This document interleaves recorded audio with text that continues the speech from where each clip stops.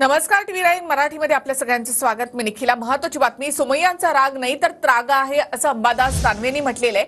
पक्षासाठी लोकांशी विरोध पत्करणाऱ्यांना भाजप विचारत नाही असं अंबादास दानवेंनी म्हटलंय.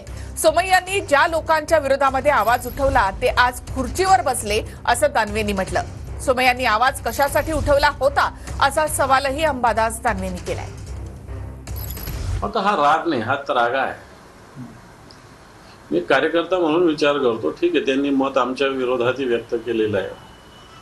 म्हणजे कार्यकर्ता म्हणून विचार करत असताना ज्यांनी पक्षासाठी 4 लोकांशी विरोध पत्करला, 4 लोकांशी दुश्मनी घेतली, त्याला सुद्धा भारतीय जनता पार्टी विचारत नाही.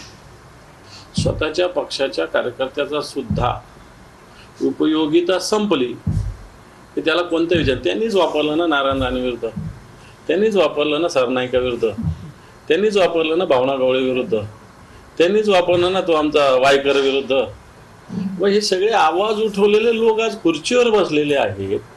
मग त्याने आवाज कशासाठी उठवला होता हा प्रश्न एक कार्यकर्ता म्हणून त्यांच्या मनात निश्चित, कारण मी सुद्धा एक शिवसैनिक एक कार्यकर्ता आहे.